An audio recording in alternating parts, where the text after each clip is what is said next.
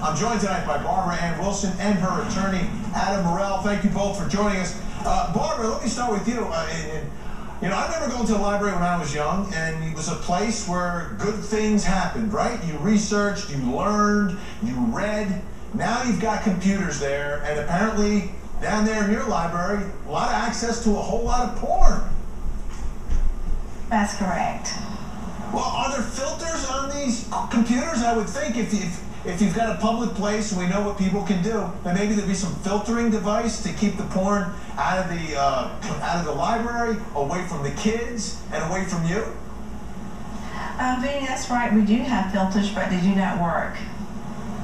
The filters don't work. All right, so describe for the folks at home a typical day at the library when you've got one of these, I assume it's men, logging onto the computer. What happens? Who's exposed to this stuff? Well, in the course of the day, when people access the internet and they want to look at porn, they start by bringing up thumbnails, and then from there, they enlarge the pictures, and anybody, the staff, patrons, can look at the pornography as they pass by or as they log into the computer next to them. Now, there's also allegations that it gets a little bit worse for you in this environment. I mean, are people coming up to you and doing things? Yes, Vinny, I've observed people masturbating by my desk. Patrons have personally rubbed up against me. They've touched my breast and my buttocks. This is unbelievable. Let's go and see what the Facebookers are saying at home. Yolanda says, why does a public library have access to pornography? That's just not right. Jessica says, take one of those nice big books and smack them upside the head. Well, what they've done is sue them here, Adam. Adam, I mean, your client is suing the library, and obviously she's a librarian. That's what she does for a living. She should be entitled to work in a porn-free environment, I would think. Have there been discussions with the library about maybe shutting down the computers, coming up with better filters, maybe having some security that can take a guy who was pleasuring himself and get him locked up? Well, had there been any real discussions from the library with any good faith, we wouldn't have sued to begin with. I mean, the last thing my client wanted to do was put herself out here and have to file a lawsuit over it.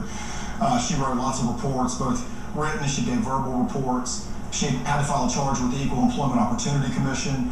And their response, in essence, in writing, was, we have a filter and your allegations have no validity. So after several months and really years of dealing with it and getting, no real good faith response at all, we didn't really have much choice but to file a lawsuit over it. All right, let's see what the folks at home are saying. Let's go to Peter, who's in Wisconsin tonight. Good evening, Peter. Hey, Vinny. One thing I'm sure is there are two faults here. You have men who actually access these computers, and, kids are going to come up and look at these things, and that's what's troubling the parents right now, seeing this. And the second thing, these men, they have wives, they have fiancés, they have girlfriends. Why do they have to go and fondle or grope, pinch someone in the butt, like a librarian, for instance? That's crazy. Peter, thanks so much for the call. Barbara, I mean, how do you deal with that situation? You've got someone who's rubbing up against you, talking to you. Is there security in the library? I mean, I don't know how you would react to something like that. It seems like a pretty dangerous situation. I feel like it's very dangerous. I've called security, and there's a lag time between when I call and when they actually arrive, and that's one of the problems. And another problem is that they are, I don't know how to say it, it's complaint fatigue, I think.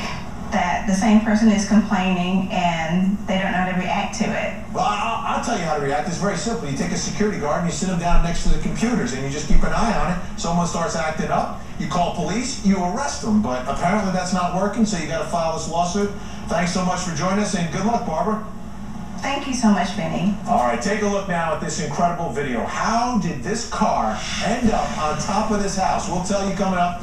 Plus, the men stuck in a chilly mine have been trapped for over a month. 2,300